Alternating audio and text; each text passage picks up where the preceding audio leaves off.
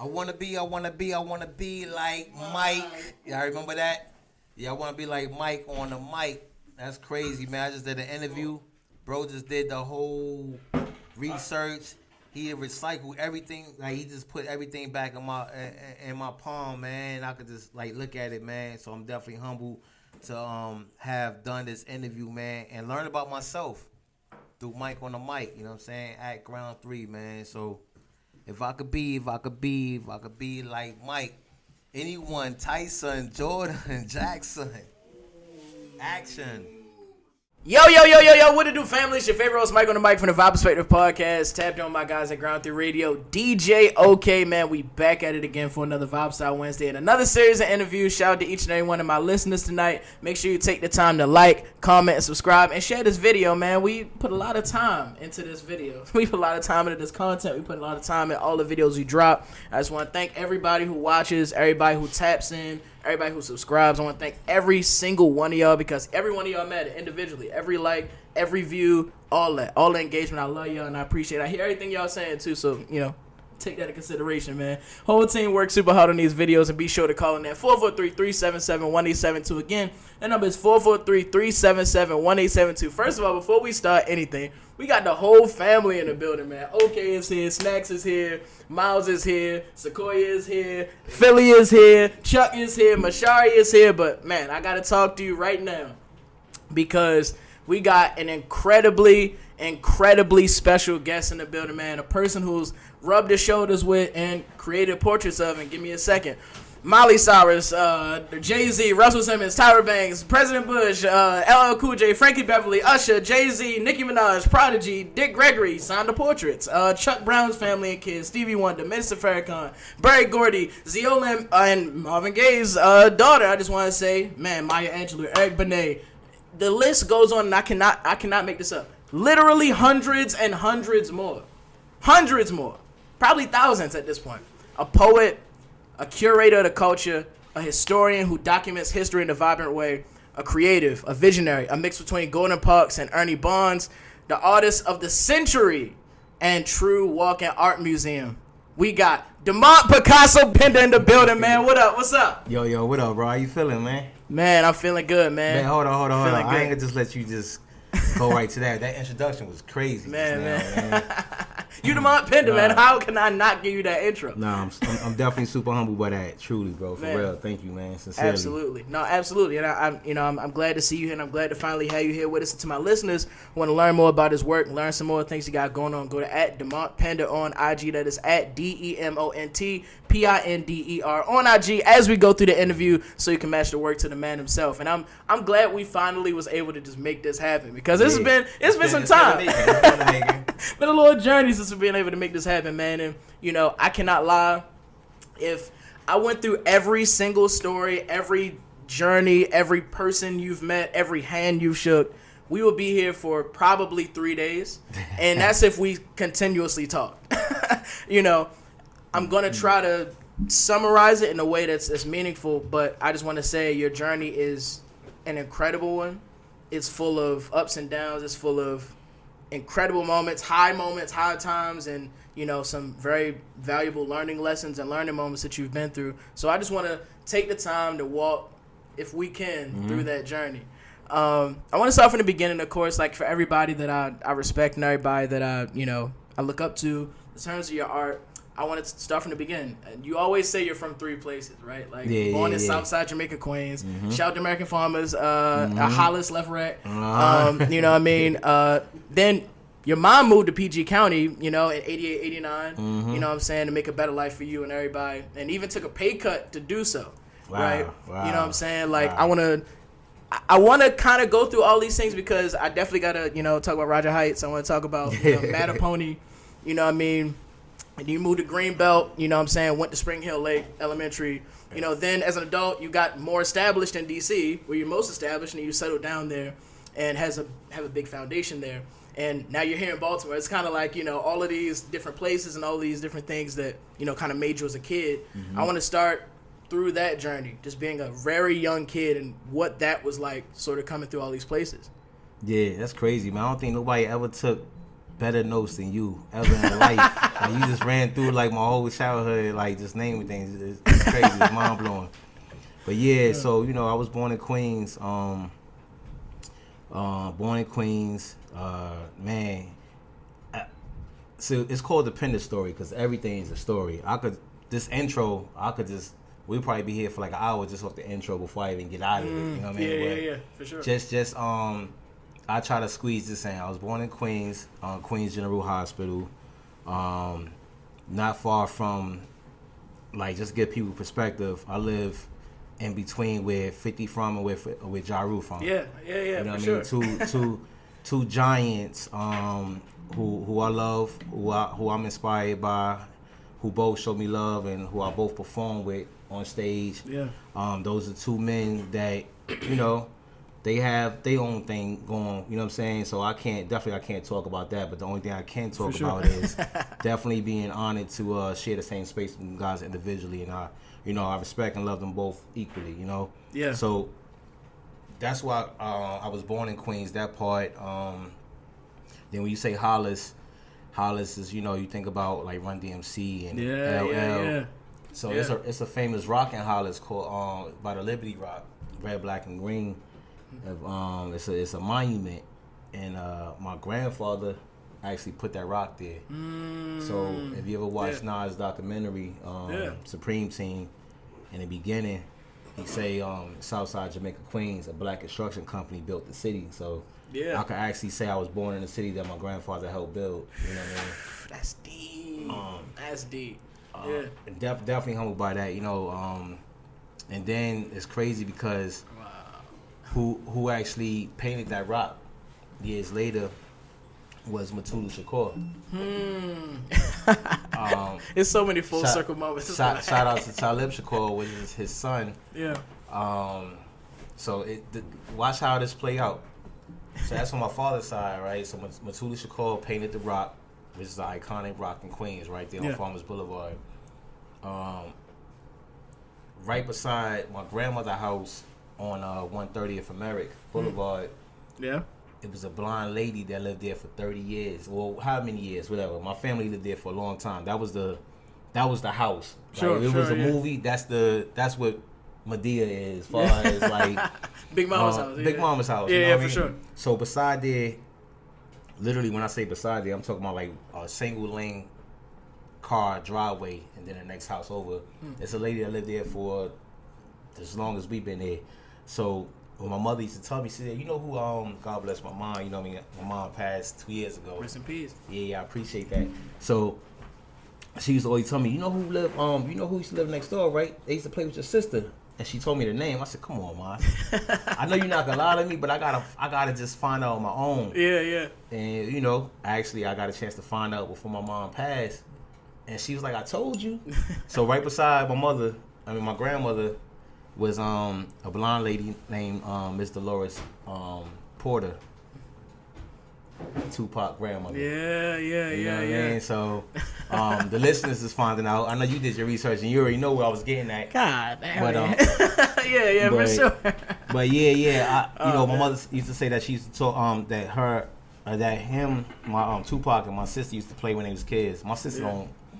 I don't remember. Her birthday is actually tonight at 12 o'clock. Her and my brother share the same. Says. Yeah, definitely. And I lost my brother 5 years ago. They had 3 years apart, same day, So I want to definitely shout that out to them. Yeah, absolutely. But yeah, so she don't remember, but yeah, that was the story for the family. You know what I mean? Yeah. So Tupac grandmother lived right beside my grandmother, which is my mother's mother, and then on my father's side, my grandfather put the rock there that Matulu Shakur painted. You know what I mean? So it's a lot of full circle like moments there. And we could go on. No, we can certainly go on. I mean, I'll continue the story. I mean, like I do want to talk about moving to PG County a bit, but before we get there, I'll just talk about a bit.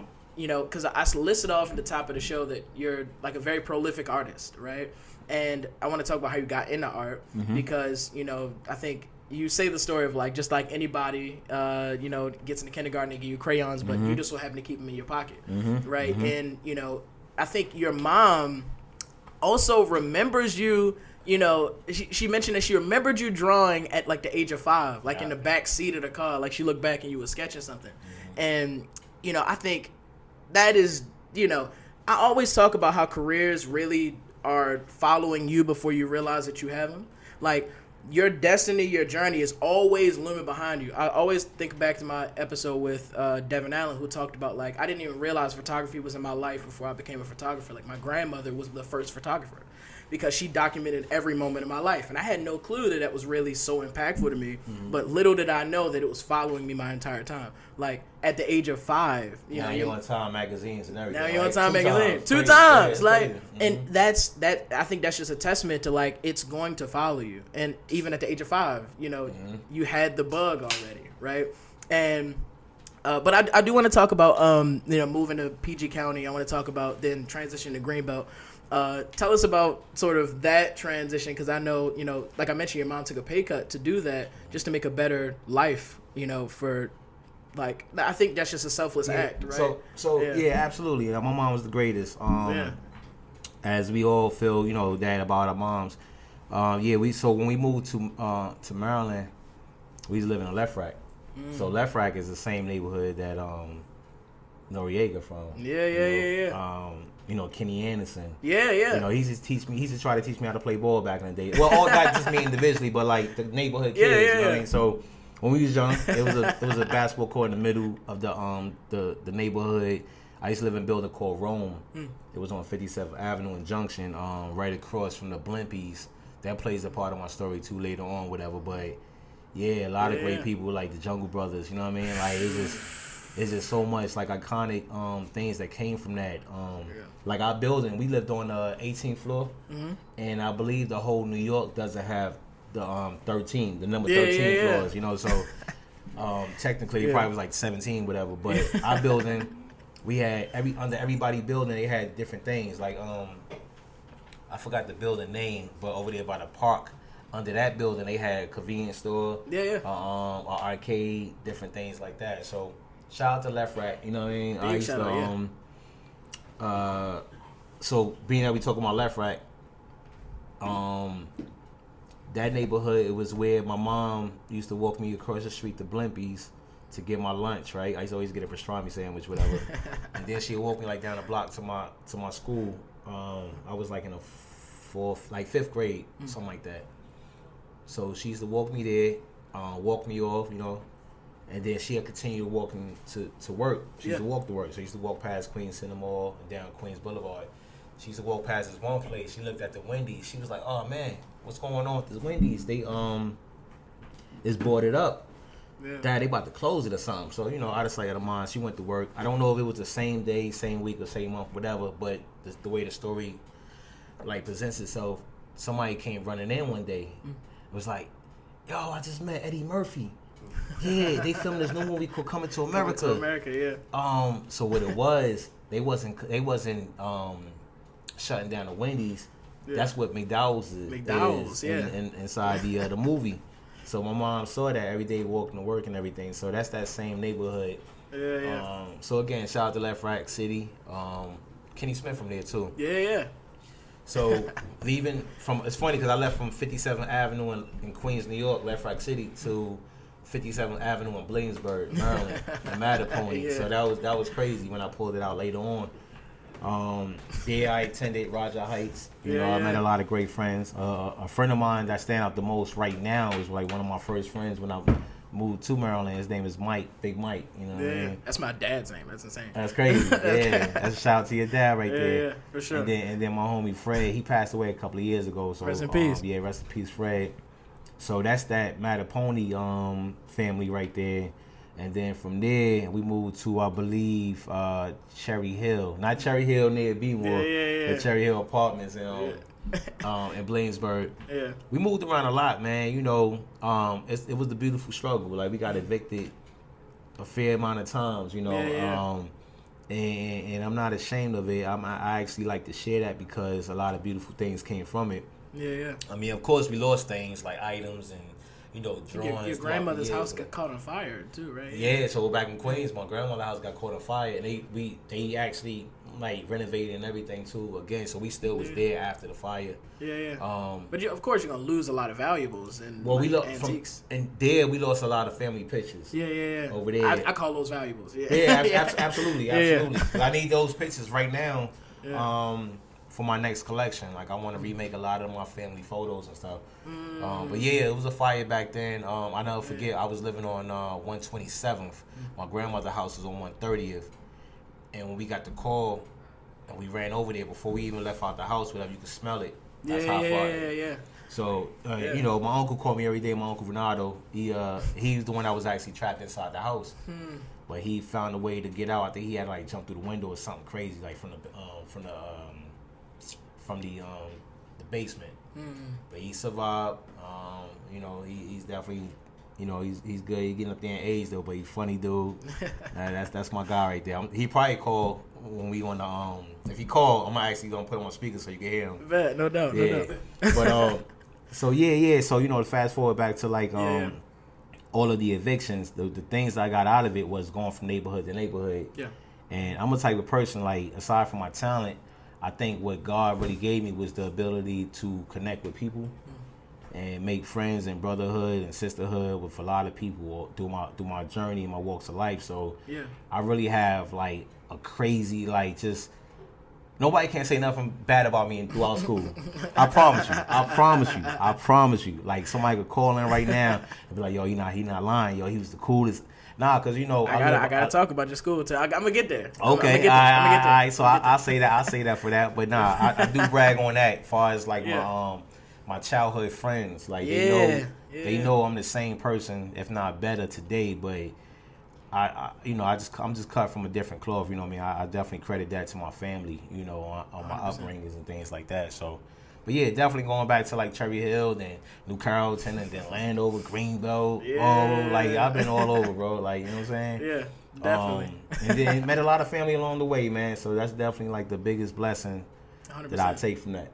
And speaking of family, I like, in terms of your immediate biological family, like, everybody's creative, right? Like, I think it was like you give credit to like your sister, Dawn Grantham, who used to draw Mickey Mouse characters as a kid, and you saw that made an impact on you, right? Like, your father also cut hair, which is also very artistic in its own right, with his hands out, right? And your older cousin Rashawn, you know, who taught you graffiti art, right? Like, so extremely artistic in terms of just like what impacted you at a young age. Like, your upbringing is so rich of like just talent and creativity. Random, John Sally is also your cousin.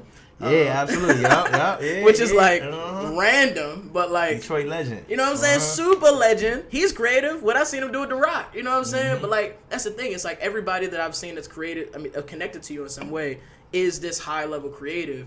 And speaking, it's crazy. I gotta also mention this too, because we talked about graffiti and, you know, sort of this professional, you know, impact that's been on your life from Rashawn. You know, I never really saw you sketch. Really, like, you know, when you do like a painting, a big piece, like, I never really seen you like, because I see a lot of art, people do like the outline and then they gotta like do the next steps and then the next phase, but I never really saw you sketch. But the moment that I realized that you was really like a graffiti background guy was when like we was up there at the foundation when he was doing the forklift, and he was on the side, and I seen there was a part that you didn't start yet, and you were doing like symbols to kind of block out the space you wanted to use.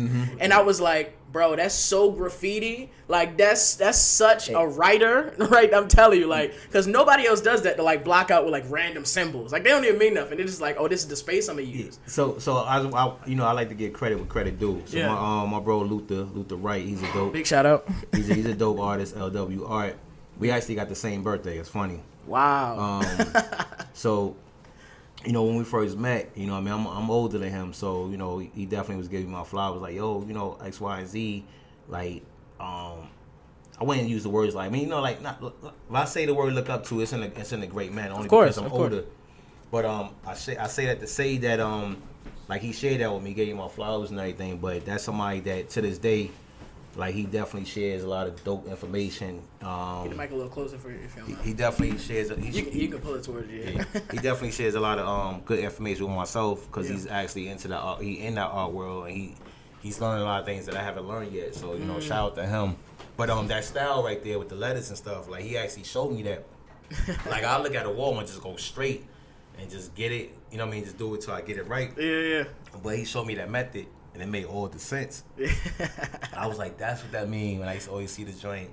But yeah, you know, you put the symbols and the letters and everything, it just kind of like show you exactly what you need to, like, if you put, like, when you look at the wall, if I got like ABC, and I got that same ABC on my reference sheet, that might be where the I need to go, you know what I mean, things like that. So yeah, shout out to LW Art, man. Big shout out you know LW Art, I want to share that. No, for sure. And it ties right back into like your upbringing is like really understanding graffiti, right? And speaking of graffiti, because like speaking of your cousin, you know, you were drawing names of people. I think it was like 6th grade in Trapper Keepers. Trapper Keepers, absolutely. You know what I'm saying? And like with this high professional like understanding of graffiti. Like if you know, you know. They used to call you Monty.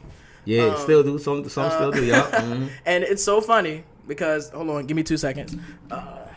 Because I actually got something that I think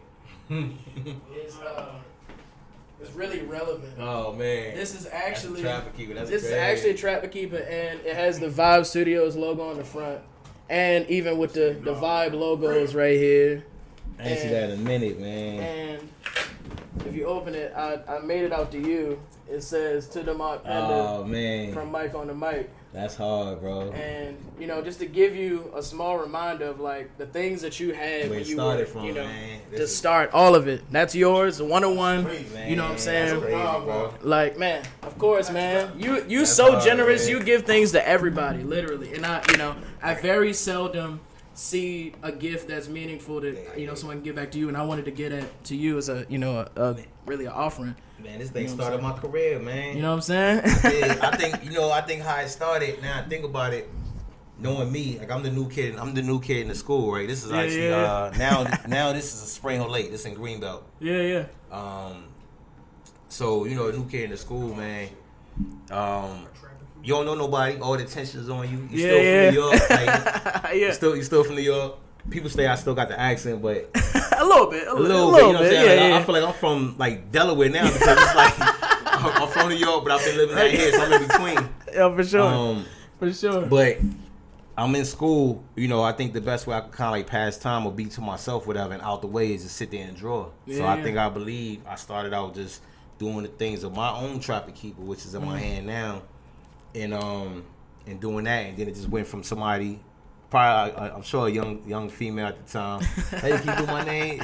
Yeah. Of course, I got you. And then it just went from 1 to 2 to like whatever number it is. But I became real cool with everybody in school. That I'm still cool with to this day. You know what I mean? Like, that's the beauty in it. But I think that's the beauty when you treat people a certain way too, man. They don't forget. Hell yeah. When I go talk to kids now in schools and stuff, I let them know like, yo, at some point you gotta get older and you gonna be who you are and they're gonna be who they are. Like you're not gonna be the same age forever, so you know, build relationships. Like at one point Barack Obama was in school with somebody.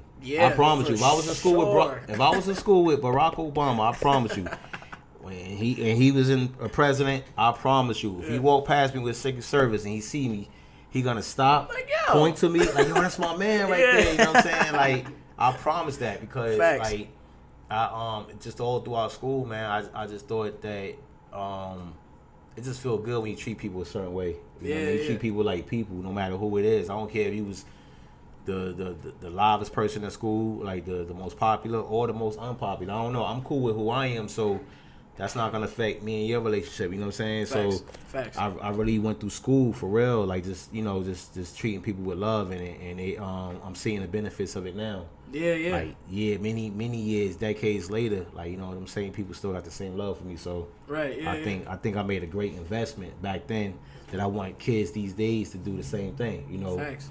And I give them like an idea, like, yo, I told kids now, like, yo,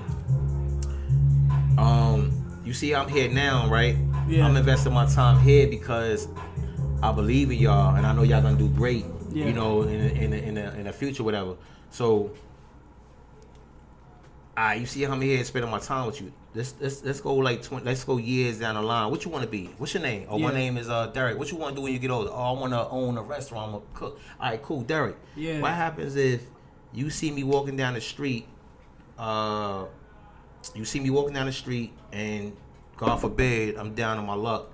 I look like I'm hungry and I'm starving. What's gonna happen if you see me? He said, "Oh, I'm gonna bring you in. I'm gonna feed you." Yeah. I'm like, you see that? Just that. That's all Coming that to is. America, I dropped the money in your hands. Exactly. Yeah. You know what I'm saying? Like, you know what I mean? Like, I invested into you like early on, spent my time, whatever. So now I reap the benefits later when I really need it. Yeah. So I just want people to hear that in school because it's like, yo, you don't know who you want to come across later on in life. Facts. Yeah. You want to be on the good side. You know Of what I'm saying? course. So that, you know what I mean? That's just that though. But that Trapper Keeper, back to the Trapper Keeper though, that definitely helped me start my my art career. And again, my cousin Rashawn, we spent hours on styles and everything. So I was really producing like high school art in elementary. Yeah, you know? real talk. My man Kevin and my man Six in middle school said the same thing that my man Kevin said in elementary. Didn't Six say like I was the shit till you got here? Yeah, he said oh, they both said it individually. He's like, yo, I was the man in here until Demont or Monty came with his New York Markers. New York Markers, yeah. Yeah. So we all started laughing. You know, I love them brothers to this day. That's you know what I mean? fire. But Yeah. nah, it's definitely dope, man. Trapper Keeper, man. This is a unique, priceless piece right here, bro. So I definitely appreciate that. Man, I appreciate you. Yeah. I told you, I mean, you've been so generous up until now, like, and I can only imagine what you're going to do in the future, but like, you know, I have to, you know, show you that generosity back because I think this is full circle. Like, you sow that seed, right? You make good relationships early, and you see that it blossomed into something great as an adult. You know, I'm trying to, you know, show you that same love, you know, with this. So, and I want to talk about, you mentioned high school a bit, doing elementary, like high school work in elementary school. You went to High Point High School, you know, and I want to talk about sort of in school, you were seen as a rapper too, right? And man, yo. Shout out to Nas. If I could find this daggone tape, man, Blue and Gold, High Point, 1996. 1996. I promise you. My wife always hear me talk about this story. She said, I know. Everybody ran to the front. But yo, it was a group of us, right? Yeah. I think our group name was Soldier Story or something like that. Yeah. So everybody in school knew. Like I was one of the people at the table that was like getting in. It was a few of us, you know. God bless my man Leaky that went to school with us. He passed away Rest like in peace. 9 years ago. But I remember I wrote a verse for him one time. He said, "Yo, can you write something for me?" And I wrote something for him. Came back the next day. Well, it might have been like a day or two, or it might have been the next day, whatever. I think I was nice back then, so it was like the next day. We met up in the boys' bathroom, whatever, and I gave him the paper. And he's right. He said, "Oh, this, thank you, man, thank you." So he ended up taking that same paper and spitting it at the table. And Leaky, he was one of the school tough guys too. Oh wow! You know what I'm saying? Like his physique was a little more older than us. Like, you know what I mean? He was built like that. You know what I mean? Like, so naturally, you would think that. And I ain't gonna say bully. He just held his own though, whatever. I was always cool with him. You know what I'm saying? So it was dope. I was on the good side of things. But shout out to Leaky, man. But I actually put him in my rhyme at the end of the joint. I said something like, I know you hate me, want to beat me. One love to New York, rest in peace, my man Leaky. And I dropped the mic, and the whole crowd just went crazy. Like, so let me backtrack real quick. Soldier Story was 4 of us. Yeah, we throughout the whole school. Everybody knew he was gonna perform at the Blue and Gold talent show. So I had set it up where 3 of my friends was rhyming to Jay-Z President. Their presidents. Song. Yeah. So they was rhyming to that joint. So when they finished doing their verse, right, everybody was clapping, but they was kind of confused, like, yo, where Monty at? Like, I thought he was like, that was dope. Yeah. I just thought it was 4 of them, right? So at this time, I'm backstage, and I got like 2 rows of family there, like my older brother, my mom, my bonus dad. Oh, they here. I said they was here, like everybody was there, right? So I'm backstage. Man, butterflies. I lost my verse in my head. I'm like, oh man, and it's about to come, like my time about to come, right? I'm like, you gotta be kidding me. I went and sat down in a chair, cause you know, they had like the throne, like for the king and queen, whatever, backstage behind the curtain. Okay. So I remember I sat down in it, and I'm like, you know what? I'm gonna have to go out there and freestyle. You sat in the king's throne and contemplated freestyling. Yeah, that that's crazy, insane. right? I said, I'm gonna have to freestyle. Like, I don't know how, I'm just gonna have to do it, but I'm like, oh man, I can't believe I lost. I'm getting butterflies and everything. And then it just started clicking. It started coming together, right? When it was my time. So when they went out, people clapping, like, yeah, that was dope. But they feel like they got cheated, like Monty, right? So the lights went out. Yeah. And then the light came and hit the corner of the curtain. Yeah. And that's when I walked out to Nas's The World Is Yours instrumental. What a tape, man. With the joint, right? And then I tell you, when I promise you on my mom, that's on my chest right now. My mom, my brother, everybody. When I tell you on the tape, you can see it. The whole auditorium ran down to the front. All you see is like heads and everything. Yeah. Like, I swear that definitely got to be the intro to my movie. Like, I promise you, because I'm a hip hop head, you know. And a lot of people raised me without them knowing that. You know what I mean? Like I come from the era where music was just timeless. Like even the R&B and the soul music is just timeless. It'd never be the icon. It'd never be no new icons. Yeah, facts. There's no new icons. I said this the other day. There's no new icons. Like respectfully, like I think this generation right here, they got great people, and they're gonna have their own people that they look up to. Sure. But I don't even think the people that they look up to even label themselves as icons or even look in that manner or whatever. They just gonna be doing their thing. Yeah, real talk. And they doing their thing, you know what I mean, just in a different form. But I come from the era where it's no new icons, you know what I'm saying? So that you know, I just come from that cloth, you know, listening to that type of music, those vibes, and it kind of like transcended to me as a person and through my art too as well. But yeah, if I ever get that tape, man, I've been looking for it for the longest. Whoever can find me that tape, I would do a painting for you. Man, how about that? If you can find that tape, I'll do a painting. Me, by the way. I'll do a painting for you. And I don't know what's that worth to you, whatever, but that's my. That's priceless. That's priceless. That's a lot of money. Yeah. I know Mike can get it, man. That's crazy. It's crazy, man. It's give me a week. But I do want to mention, because like you are really a hip hop head, like, and you know, I think they had dubbed you like the first person that brought Nas to your school. You know, because like you had your own mixtape show on like the intercom playing in school with Nas records, DJ Clue joints, like. Yeah. You know what I'm saying, that nobody heard before. And being in 9th and 10th grade, first of all, that's going to make you legendary. But imagine a 9th grader that never heard Nas before, and they just got hit over the head with a Clue tape. Like, my brain would explode in homerooms. Like, I couldn't even imagine what that would be like. Yeah, the warm-ups, like, you know, that warm-up joint, like, nah. That was a time for real. I ain't gonna lie. Like, if somebody could capture that, like, reenact my life for that right there, I would love to see that. Like, to see, like, a kid. That was the advantage that I had being from New York. So I was able to bring the New York presence down here at that time in that space. And the same thing, how I bring the DMV presence / Baltimore up to New York. You know, so when I'm in New York, I brag and boast about my family here at DMV Baltimore. And when I'm here at DMV Baltimore, I brag about New York. So I kind of like bridge the gap between both of them. For sure. But if somebody could see that for real, like just a New York kid, 9th grade coming, like camouflage on, the blue camouflage. Shout out to Mom D. R.I.P. the Prodigy. R.I.P. the Prodigy. I don't know if you was going to ask me later, but just while we talking about that space, that was a full circle moment, because I was a Mobb Deep, still is a Mobb Deep fan. I'm talking about, I'm pointing fake guns in my pictures. I'm not gonna hurt nobody. You know what I mean? It was just the Prodigy. You know what I mean? It was just a tribute to that. So for me to at that time idolize these dudes like Mobb Deep, to me actually growing up later on and performing with them. Yeah. And then becoming the fan of who I am. I feel like that was a real big, huge full circle moment. Full circle moment. Shout out to Prodigy, man. Shout out. Shout out to Havoc. R.I.P. Prodigy, too, man. I had great talks with Prodigy. I shared with him that I went to Africa with my brother Raheem. Raheem Devon. And I was like, yo, you know, you don't need to take no shots or nothing over there. He said, for real, because, you know, with the sickle cell, I think that was like stopping him or something because of whatever. But I told him when we went to, we didn't have to take no shots. It was something, whatever. So he had made a note of that, whatever. So and we talked about other little things, whatever. But yeah, definitely that was a moment for me, man. Like to chop it up with Prodigy, man. Like 100%. But yeah. Full circle to walking with the blue camo to now be performing with Prodigy. The playing and on the Havoc, school. like.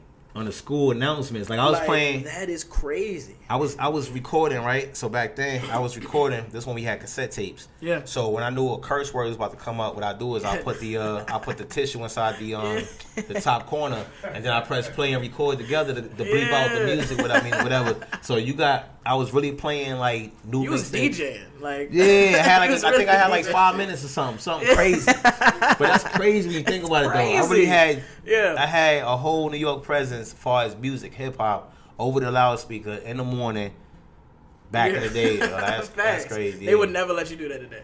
Ever. Even if you did bleep out the cuss word, they would never let you do that. We ain't doing that. Like, nah. We playing Taylor Swift or something. But just like Nas, just like, you know, the legend P was, rest in peace again, you know, like I think you take this poetic approach to a lot of things that you do, you know, and I think you respect a poet, you know, and I think if I'm not mistaken, like you're like a poet does, a lot of the art reflects like real world events. A lot of times it follows cultural events that like shape us as people. And I think early on, like one of your first like paintings outside of school was like after the Twin Towers fell, you know, and that to me told me everything I needed to know. This is 01, you know, this is like, yo, like you're actually using popular culture, using things that shape us as people to like now it's like, oh, now I'm getting active. Now I'm inspired to like start doing art. And I was like, I knew right there. In 01, I knew right there That's that crazy. It's up from here. And I was so right, you know. And I want to keep going a little bit. I want to jump forward a teeny bit because we did mention Jay. And we talked about Nas. And I think of Twin Towers, I think of Jay. Sorry, but go together. You know, but talk to me about. There's a piece called "Cut from a Different Cloth." You know, I know that was a very special piece for you. You know, especially Still got it too. Right, and which is, I think that piece might be priceless. But you know, having the fabrics from Rockaware. From his sister. From his sister. Michelle Carter. You know what I'm saying? Sister. So for us, if you can, take us forward in time, jump a little bit in time, because we're going to come back. But, you know, jump a little bit in time and tell us about how that piece really, you know, really affected you and really impacted a lot of stuff you did moving forward after that. So at the time, I think, I forgot the actual year for this particular art show I was doing. Shout out to my Lamont Bishop family. They had a dope. Big shout out, yeah. They had a dope gallery on 9th Street back in the days. So I wanted to do this piece. I wanted to do I was at that time I was close with Rockefeller. It wasn't Rock Nation back then. It was Rockefeller. Yeah, right. So, you know, shout out to my sis Alonda. Yeah. And Shali. Man, and Alicia. I got so many different fam there, you know what I mean? But man, just keep going. So at the time I was connected to them, you know what I mean? Even got a chance to meet the homie Emery. Yeah. Who beautiful brother, man, in the position that he in. You know, his best friend is right hand man is Jay, you know what I mean? But this guy right here, man, you know the way, you know, he got a lot of humility with him, like very humble dude, man. So we chopped it up. We met in the office. We chopped it up. Excuse me. I ended up going to he ended up commissioning me to do a mural inside his home. Yeah. At the time, so he used to live like right there across the water in Jersey. So I remember walking from the office, literally from the Rockefeller office down to the water, up to my blocks, like near Times Square, whatever, to the water. Yeah.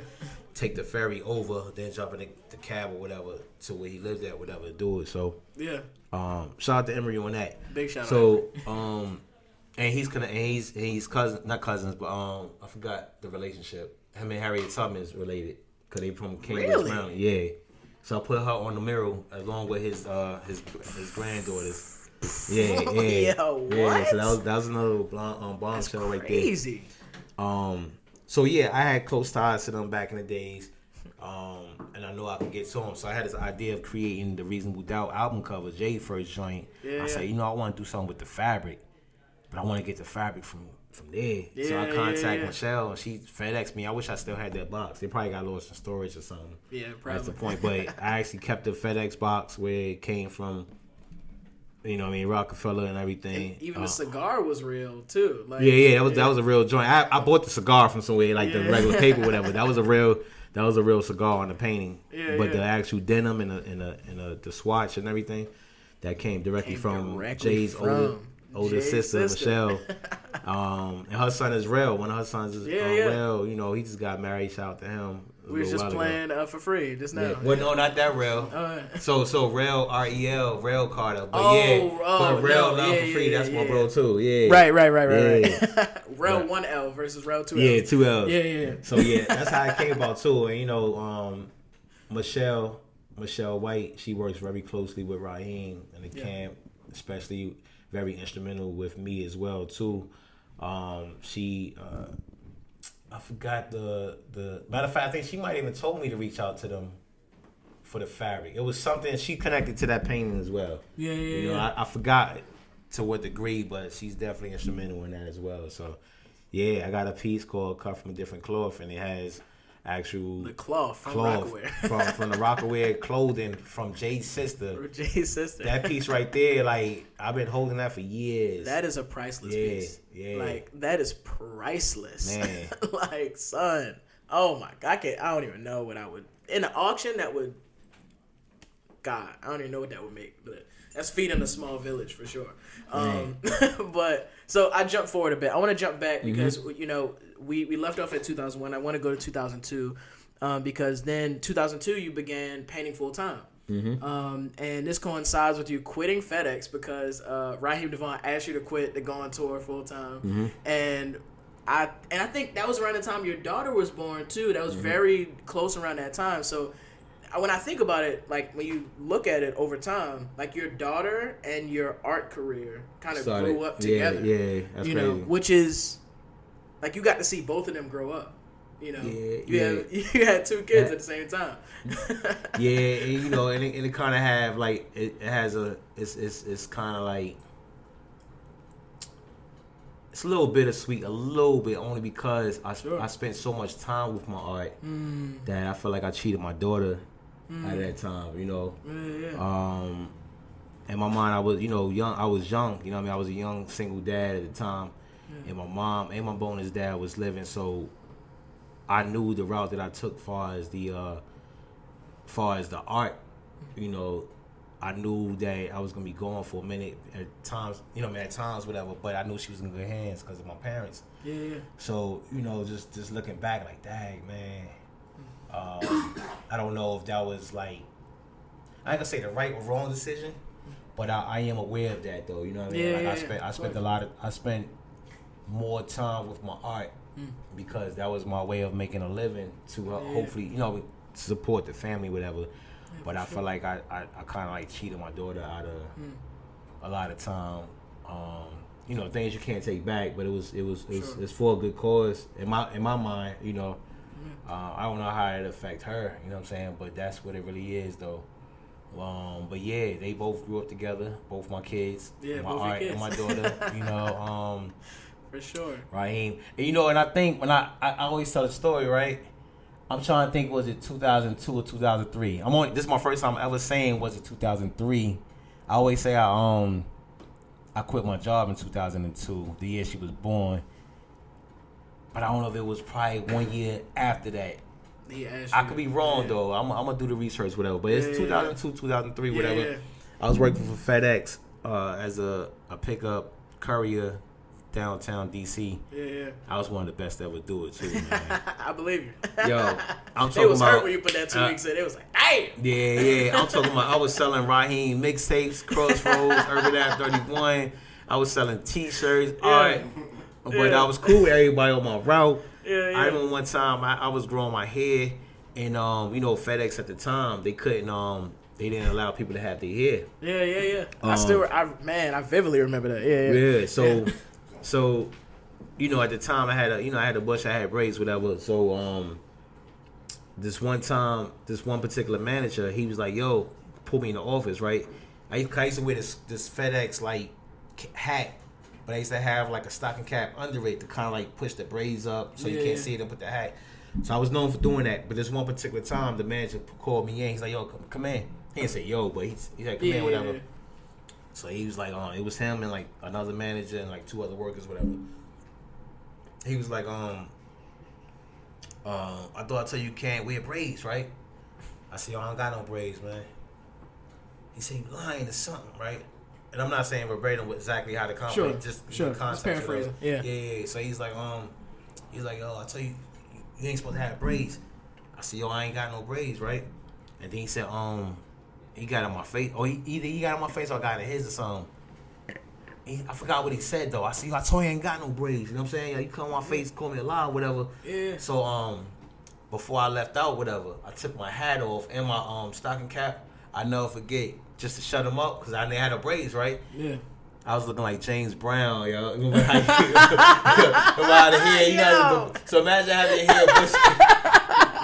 And yo, this is another bombshell. Like, people might think I'm playing, but it's been told that down the line, like me, I'm related to James Brown from South Carolina, Augusta. I was going to mention that, but yeah, thanks. So that's my family tree too, right? Wow. And my father used to live in the JB house in Queens as well. So used to be a JB on top, and it's crazy. It's a Pinder story. Pinder story, yeah. But so I felt so proud to take it off. I was looking crazy because just imagine having like your hair picked out, but you put a stocking cap on it, and it's under that all day. So imagine how it's gonna look when you take it off. So you remember James Brown mugshot when that's how my joint was looking, right? But I felt so good to take it off and show him and prove him wrong, whatever. So fast forward. I went on my day off to start a petition. I just made like a little sheet and I Xeroxed to join some pages, whatever. I ended up having like 100 and something signatures. I put name, company work for, how do you feel about your FedEx courier? Yeah. And does his hair affect his performance?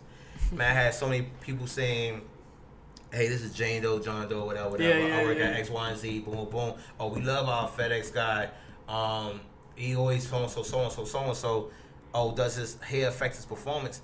Hell, I'm bald. That don't mean nothing, whatever. But I had so many, I'm talking about everybody was so happy to sign the joint because, again, like I met so many beautiful people on that route. I'm talking about black, white, green, you know what I mean? Everything, like old, young. Like, I just, I treat people as people and people feel that.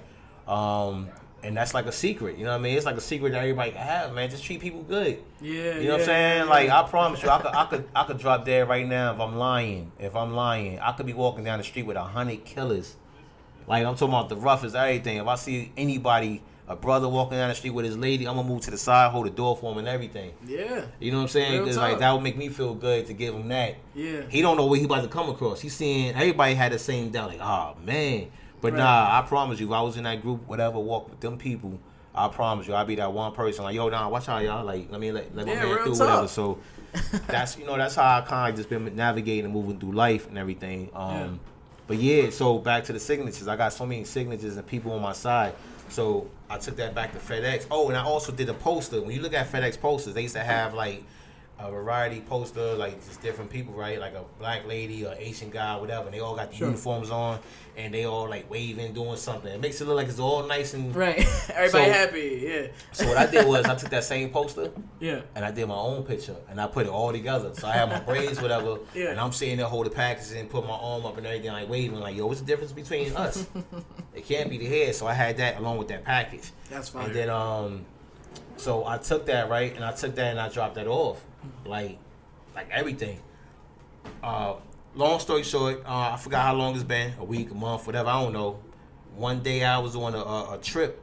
I forgot the name of the joint that we used to go before. Like, it was like a test from your manager or something. They ride with you and they see how you running your route, whatever. Like, they do it so often. We was doing one of those, right? One of my mans, Eric. So he was like, yo, before we started the trip, put the seatbelt on, about to start up and everything, right? So I got the hat on and everything. And he wearing the cool ones too, though. Right. So he gave me this envelope. I'm like, what's this right here? He said, congratulations. I opened it. It said, thank you, Demont, for your express. Boom, boom. You are definitely. I forgot the words though, but you are definitely eligible to wear your hair or something. I'm like, oh man. Hey, so I took my hat off. I had the fresh braids under this. I I was already ahead of them. You know what I'm saying? I still was playing around with it though. I don't know what made me do that. I still was wearing braids, but I'm talking about after that. I never forget. Shout out to Rosalind, who actually did Raheem braids on the Love Experience album cover, which I designed, or I did the artwork that you probably get to. Yeah, I know. We get to that. Shout out to my brother Danny Hay. You know what I mean? It's like a lot. Tracy, you know what I mean? But so after I got approved, right, he just started smiling, man, because he know me. You know, aside from that, you know, I was a decent person. Like, I'm probably one of his favorites, whatever. So he don't cause no trouble, no nothing. Right. So the hair was the least of his worries. Right. You know what I'm saying? That particular manager. Yeah. So from that day on, though, I never forget. I used to get my hair braided every week. Cause I used to have the French braid, like the joints we braided inside. Yeah. So I used to have like French, then the regular braid French. That was like my style used to come up with. That Raj used to always just do just like that. And shout out to my brother Tennyson too, man. We all grew up together. That's me and him in the video. We said tell my mama and my friends. That's me and T. So at the time I was going to T getting my hair cut. I used to get a haircut and a hair shape up every week, a different style. So I never forget me being on my route. And some of the other drivers like, yo, Demont, you gotta put your hat on. I'm like, nah, I'm good, bro. Good. Yeah, they didn't understand it though. You don't know yet. So yeah, they don't know it, but I broke barriers with that. And my man Dwayne, who actually has locks now, he still got his hair.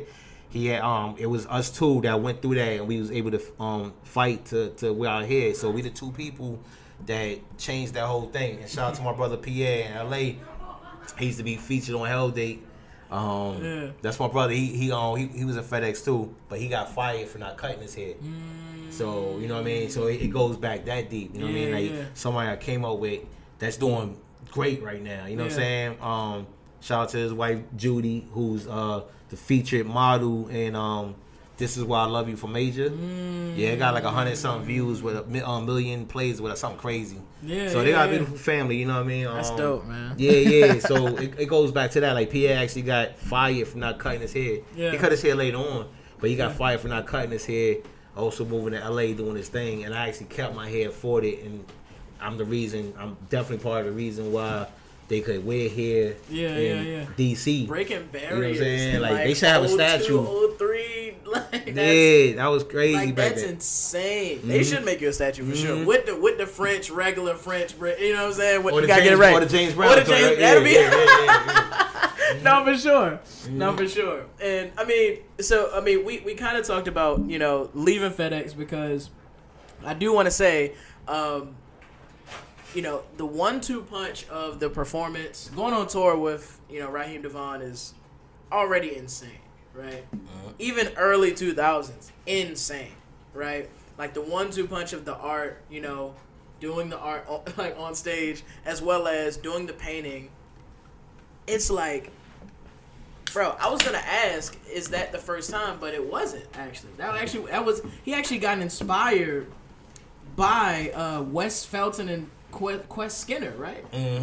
Like those are the people who kind of gave him this influence that like he was like, wow, that's really dope. Like I want to use that for my tour. And shout out to them because Absolutely. if they had, I always look at moments that are super pivotal in people's lives, especially when it comes to your journey. If he never was inspired that way, right, no. would he have asked you to come on tour? Would he have asked you to leave FedEx? Like, it's so many implications. Like, these are like the pivotal moments. Like, if this one thing didn't happen, where would you have been? I would have loved to think that you would have still been here.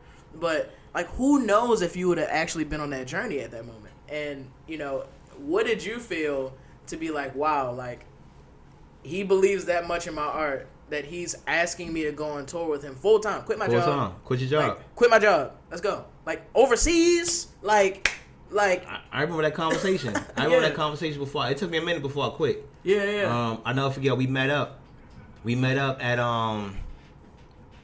Friendly. I think it was Friendly's on Cherry Hill Road in Beltsville. We met there. I had lunch and everything, but we had to talk though. But I actually was dropping off some money to him because I was hustling his CDs and stuff, right? So I had to pay the man. You know what I'm saying? I guess he was my boss before then, or we was part whatever. You know what I'm saying? It was funny. So we used to talk. I had a whole stack too. You know what I mean? Moving CDs and stuff. Oh, that was some classic times, man. Somebody actually literally bought a CD from Demont Pinder of Raheem DeVaughn back in the days. If you still got that, bro, that's crazy. Oh right? my god. Yeah. So crazy. we was talking. He was like, "Yo, you know what I mean? You know, I'm about to really kick off with this. You know, with my career and everything, man. Yeah. Once you go on the road, man, you got to quit your job or something. Yeah. So at the end of the day, I was like, you sure you want me to quit my job, man? It's like, yo, I got benefits here. FedEx, I'm gonna send you that and everything. He's like, yo, I understand it. So, it was just a mental note. You know what I mean? I kept it in the back of my head, whatever. I forgot what actually made me quit. And I forgot how long it's been. I don't know if it was that same year, months later, whatever. But I remember I said I'm gonna do it right. I put a letter together, and I Xeroxed it, and I gave it to everybody in the building that I could actually see whatever. And the reason why I did that because I knew if I said it, then it really ain't had no value to it. You know what I mean? I could renege. Yeah, whatever. But if I actually say it, put it on paper, and give it to people, right? Then I knew I didn't want it to be a sob story. I didn't want to make it like I was looking for attention, whatever. So for sure, I gave my 2 weeks notice, and everybody's looking at me like, "Dang, for real? For real? I'm happy for you, but dang, man, for real." Crazy. We losing the going. So I was the person that was inside like the men's locker room. Like when I get off work or before work, I'm doing the shirt. I put like if I get off work, I'm doing the shirt. I put the blow dryer on it, run jump in the shower, get dressed and everything. I come back, get dry, fold it up, and I'm leaving out. My man Will used to call me York for short. He'd be like, yo, York, who you gonna see tonight? Leave your keys down. So you gonna see her? Like, yeah. He said, you gonna get the picture? I said, I don't know. He said, yo, man, come here. You know you gonna come back with it. So I come back the next day with whatever artist with the 1 hour photo developed. Whatever. Yeah. So I did a lot of that throughout the clubs and stuff. That's dope.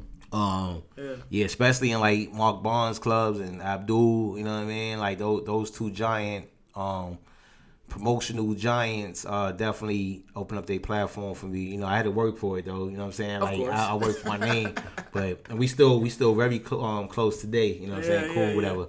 So shout out to them. Big shout out, yeah. But yeah, so I forgot what made me actually just say, you know what, I'm done. But I gave him 2 weeks. I did it properly, the proper way. It was December 23rd. My word came to reality. Last time working for a part-time salary. 5 years, a laugh and tears, gave cash, drunk beers, conversated with people with intelligent ideas. I can't remember the rest, whatever, but that was a bar. Yeah, that was a bar. 23rd, right? That was 2 days before Christmas. Yeah. So that's a bold, like I'm quitting as a single dad 2 days before Christmas to go on tour. Now I'll never forget, I left December 23rd. January 6th or 7th or something like that was my first show in Ohio. My first plane ride as an adult that I can remember. We went on tour, and ever since then, like 16 years straight. But yeah, shout out to Quest Skinner. And I never thought about it. We might be related somehow because Skinner, that was my mother's name before she passed. Like, I got a Skinner family, you know what I mean? Man. From Brooklyn, So we never talked about that, me and Quest, whatever. So that's just Put funny. the dots together, it'll probably make sense. And then Wes Felton, he's a dope artist as well, poet, musician, like, you know what I mean? So, yeah, shout out to them, who Raheem got the idea from. And then I think me and Raheem was the first to kind of, like, really take it globally. Oh, for sure. Like, on the Jay Leno show, Ellen, Jimmy Kimmel. We'll get there. You know what I mean? Things like that. So, it was just dope, man. It was a dope platform. But before all of that, I was doing Rock Clothes. I was doing his clothes. Like his from the performing, like before he even came out with his first album. You know what I'm saying? Like doing hoodies and everything. So I guess I could say I was like his first stylist, you know what I'm saying? You was locked in. Or one of his first stylists, you know what I mean? So yeah, for sure. far as that. But yeah, definitely, man. It was a beautiful time, man. Beautiful era. Learned a lot, seen a lot, man. We've been a lot of places, man. I'm talking about like I've been to Japan. I was looking at my man. London. I was looking at another artist profile today. My man Ivan from Philly, real dope artist. He in Japan now, making some type of moves. You know what I'm saying? But like, damn, I remember I was there. I was stomping around out there. Yeah, I didn't get a chance to move around back then. Like really explore because we was on tour. Yeah, for sure. But we did I think like 8 shows in 4 days at the Cotton Club out there, and legendary. It was just dope, man. But, we've been to a lot of dope, with that Raheem DeVaughn platform. I've definitely been around the world. A couple of times, too. Like, we did a whole USO tour. We just did mad countries. Like, oh, man, Germany. We saw about Germany earlier. Yeah. We went to this club we performed at this club called Splendor Clat or something. I never forget It's German. they had all these different screens at the bar, like 30 screens, whatever. Yeah, but right outside the patio, like you go out the back of the club, the patio is water, and that's across the water is the Berlin Wall. So I never forget. I went and got a piece of the Berlin Wall because they had it as like what you call it again? The daggone souvenir. Oh thing. yeah. Oh yeah. They give you a piece. It might be fake. Oh okay. But it wrapped up. Okay. I think it's like a gift store or something. Like it's from Berlin. It could be. I don't know. I was gonna go over there myself. In Germany, in Germany was the first place that I was able to like freely walk the street with a beard. I felt crazy. I said, "You sure you can walk?" Yeah, go ahead. So I went and got a haircut there. And I'll never forget, I was walking down the street with the beard, feeling just good. Cause, I can just walk with a beard. So that's the incredible feeling. Yeah, Germany, yeah, man. So yeah, man. No, for sure.